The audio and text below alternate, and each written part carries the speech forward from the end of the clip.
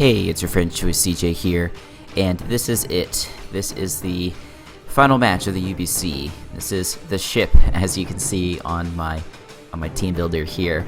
We are going up against Adam, aka TheBeesKnees, coach of the Kansas City Kakunas, for all the marbles. I am unbelievably nervous, guys. I've spent so much time trying to plan out this team and trying to come up with the right combination and the right moves, and I've gotten a lot of help from a lot of friends. I'm really grateful. So thanks to guys like Verd and Jack and Nader, who have been just spitballing with me and trying to come up with some good sets here. Let's go over Adam's team real quick. He has Tornadus, Garchomp, Florges, Melodic, Jolteon, Reuniclus, Hitmontop, Drapion, Arcanine, Miltank, and Mega Scizor. Now, when we played Adam the last time, we ended up winning what I think was a pretty close game. I think the score was 3-0, but the match was really intense. And I definitely recommend you guys go watch that. It was my week 2 match. He brought Pokemon like Melodic and Reuniclus, Garchomp, Mega Scizor with Swords Dance. It could have been anybody's game down to the wire. There came a point where he sacked off his Garchomp to my Clefable's Moonblast, and my Clefable was pretty badly weakened. So he went for Bullet Punch to try and knock out my Clefable. I switched out into Excadrill, and at that point there was really nothing he could do. I think if he had used the Scizor to weaken my Clefable instead of Garchomp, he could have won, because then he could have just come back in with Garchomp, click EQ, and he could have won the game at that point. It was Scarf Garchomp, and it was really scary. I had Clefable, Excadrill, and Sceptile left at that point. Basically what I'm trying to say is that I'm not taking anything for granted in this match. Adam had the best record in the league this season. We were the only team to beat him, but what that really does is it just puts all the pressure on me to come out with a victory. It's kind of the opposite of how it's been the last 2 weeks for me in the playoffs. We faced Kahuna, who we lost to in the regular season, and I kind of, I was hoping I would win, but I also knew that I could always fall back on the excuse of, oh, well, he just had a good matchup against me and he played well, so there's nothing I could do. And then same with Jack. Jack was also near the top of the league all season, and we lost to him, and then we go into the game, oh, well, he's just got a great team, he's a great battler. That's all we can say. Nothing we could do. But this time, we've already demonstrated that we are capable of taking on Adam head-to-head. So, while he's coming in here, I know that he's also nervous, and that's him messaging me right there. I'm not going to go see what he says until we're all done. But, yeah, he's very nervous too, but I think he's got some momentum behind him, and he can kind of come into this with a good attitude. And he's already told me he's bringing some cash sets, so and I'm bringing a team that's fairly similar to last time. We have a couple of surprises, not as many as I would like. When I get to it, I'll talk to you guys about some of the other really interesting stuff I was thinking about bringing. But let's just not waste any more time. Let's go into it, and let's look at Pangoro first. Why are we... There's no reason to be that. Let's do this. Okay. We have Life Orb Pangoro, Superpower Knockoff, Fire Punch Gunk Shot. Pangoro is... I don't think it got a single kill in the regular season. Maybe in the last week it got a kill. I don't think so. I think it wasn't until the playoffs that it finally got a kill. But I don't know. I'm on the Pangoro train right now. It's really good against Adam's team, because he has a lot of walls that are, it's kind of passive. And he also has, basically his whole team gets hit by super effective coverage by this Pangoro. The only thing I wish I had was Ice Punch for the Garchomp, but I'm not staying in on a Garchomp anyway. I'm expecting an offensive Garchomp if we're being honest. But yeah, this thing just does work, and it's great that it has Mold Breaker as well to help deal with Melodic. Knockoff is for Reuniclus, Fire Punch is for Scizor, Gunk Shot is for Florges, Superpower is going to be doing pretty tremendous damage to just about everything else.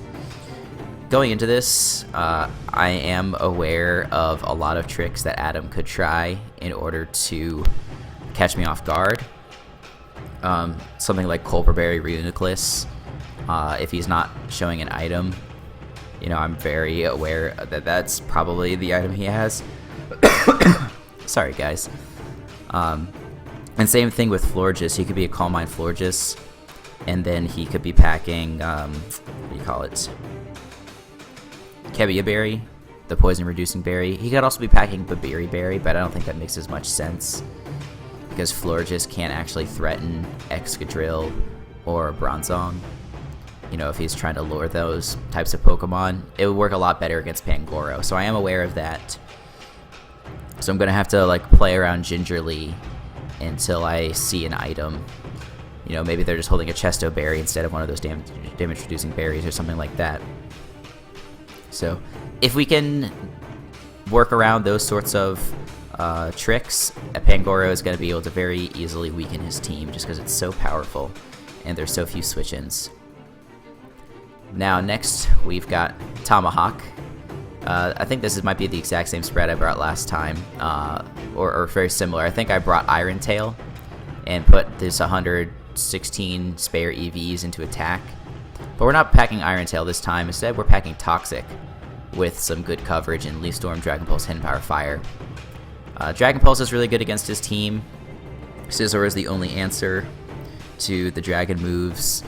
Torrent is also a good counter, and you know, Florges obviously is also going to be able to switch in on the Dragon Pulse. But that's why I'm having Toxic, because it's a really good move to hit Torrent and Florges. The two most obvious switch-ins to this thing. So in the early game, I'm definitely not going to be trying to swing for the fences with this guy. It's going to be trying to get Toxics off, go for chip damage here and there, and only once I've weakened his team sufficiently am I going to try and go for a Dragon Pulse plus Hidden Power Fire Sweep. I'm weary of things like Scarf Jolteon and Scarf Tornadus. He did bring Scarf Garchomp last time, which also takes this on. He could bring that again, but I'm thinking about it, and something that would do really well against my team is Substitute Garchomp, so I'm hoping that we don't get into that situation. If he is Substitute, the nice thing is that Bronzong walls it pretty hard, even if he's packing Fire Blast or something like that. He could be packing Fire Fang instead, and that would do good damage. But if he's packing, I don't know. It's something that's scary, but the problem is, you know, you can't account for everything. You know, Trick Room Uniclus, I think, is gonna be a big threat if he brings it, but I just don't really have a way to deal with that. Could have brought Entei with extreme speed, but it's not strong enough to kill Reuniclus, even if it's offensive. So anyway, to finish off with Sceptile, lure things in, hit him with Toxic, wear things down, and then potentially clean up in the late game. Now we have Neil with Encore, Moonlight, Flamethrower, Moonblast, packing the Unaware ability. I've spent a lot of time thinking about this set as well. I wanted to bring Calm Mind. I wanted to bring Stealth Rock. I almost even brought Knockoff on this thing to try and knock off those damage-reducing berries that I was expecting out of Pokemon like Reuniclus and also Florges. But Encore, I think, is actually a really good move in this scenario. If I come in on a Reuniclus as it Calm Minds, I can Encore it into Calm Mind and then just take it down with Moonlight or Moonblast. I gotta be careful to click the right button in the match. When I played Adam the last time, I clicked Moonlight when I meant to click Moonblast, and it nearly cost me. Encore, I think, is also really good because I think a really neat tech for him on Reuniclus and Florges would be Calm Mind plus the recovery move plus their attacking move plus Toxic. It doesn't work quite as well against Florges because Florges is actually kind of speedy. What is its speed? I think it's base 78. It's base 75. So 186. So I would need to invest a lot into speed. We can take a look. Yeah, 30. You have to get up to 37 here, which is gonna take 100, like 124 EVs, if I'm not mistaken. Let's check my math. Yeah, 187 is 124 EVs. So it won't work as well. I think if he brings a Calm Mind Pokemon, it's more likely to be Reuniclus rather than Florges, because I have Benjamin and Excadrill that don't really care about what it can do. And I also have Quillfish, which doesn't really kill it. It threatens it a little with, just being poison type, but you could also pretty easily just bring Psychic coverage on it. But, so yeah, I think Reuniclus is a little bit more likely. In the event that he is Toxic, Encore beats it, but Encore still beats Calm Mind, because he can Calm Mind for days, but I have Unaware.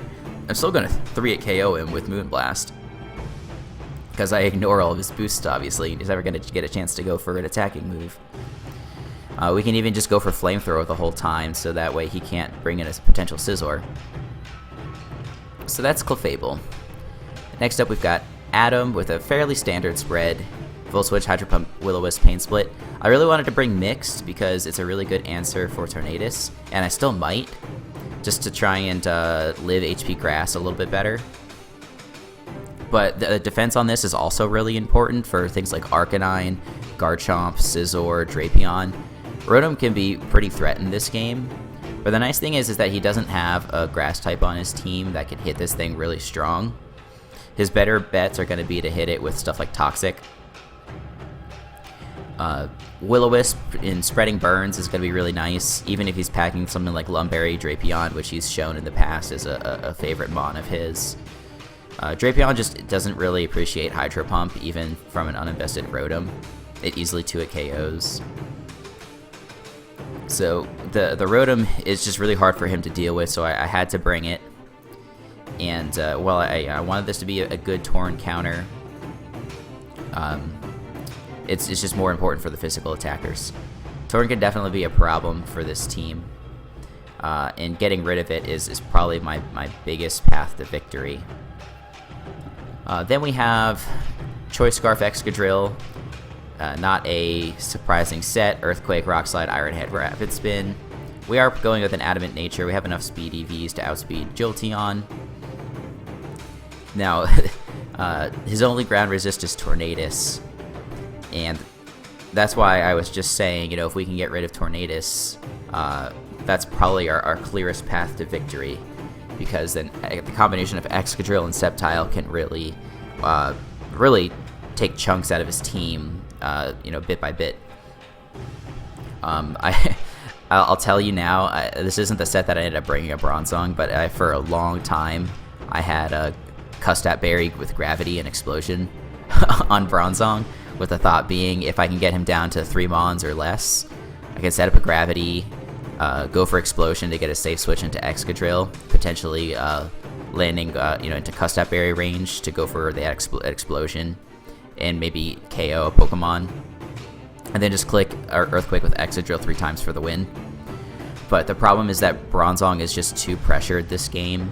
It walls too many things for me to bring that sort of set. So we decided not to bring that. We've got a slightly safer Bronzong spread. But Excadrill, it does really good work, even if he brings Tornadus, because Tornadus doesn't really appreciate things like Rock Slide or Iron Head. I don't think he's going to be...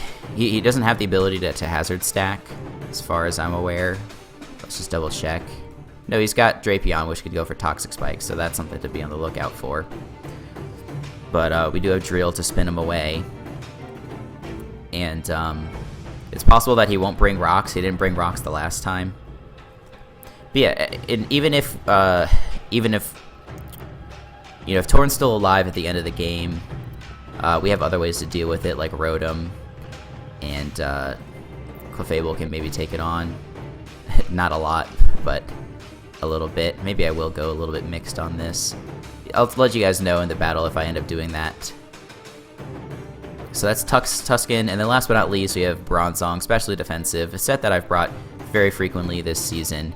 Heavy Slam, Hidden Power Ice, Earthquake, and Stealth Rock. I do frequently bring Toxic on this thing, but I'm figuring he's going to expect that. And with the amount of things that this thing walls, it's nice to have a little bit of extra coverage. Like Earthquake is nice for Jolteon, Hidden Power Ice is nice for Garchomp. And Heavy Slam is just going to hit things like Florges and Reuniclus for a fair amount of damage. Maybe not a lot of damage, but a fair amount of damage. The Custat Berry Gravity would have been so cool, but this is not the time. Maybe I'll bring it in a Showdown Live or something, just to see how well we can do with it. Not much else to say. Leftovers for longevity. Walls Garchomp, Walls Florges, can take on a Scarf Jolteon, can take on some Reuniclus sets that aren't packing Shadow Ball. It can recover Stallus for sure, but we can come in and then pivot around, and that's no problem. So yeah, that's the team, you guys. I want to thank all these nice fellows down here on the bench who are going to be supporting our all-star team here. It pains me to leave Pokemon like Entei at home, but he's got some good answers for Entei, like Miltank and Melodic and Arcanine. Garchomp doesn't really like being burned, but it can also deal with the damage. Mandibuzz is a shame. We only brought Mandibuzz once all season. But anyway, this has already been a pretty long team builder, so make sure you guys check back tomorrow for the battle. I want to thank you all for watching. Please be sure to check back for more Pokemon content, and until the next time, I will see you all later.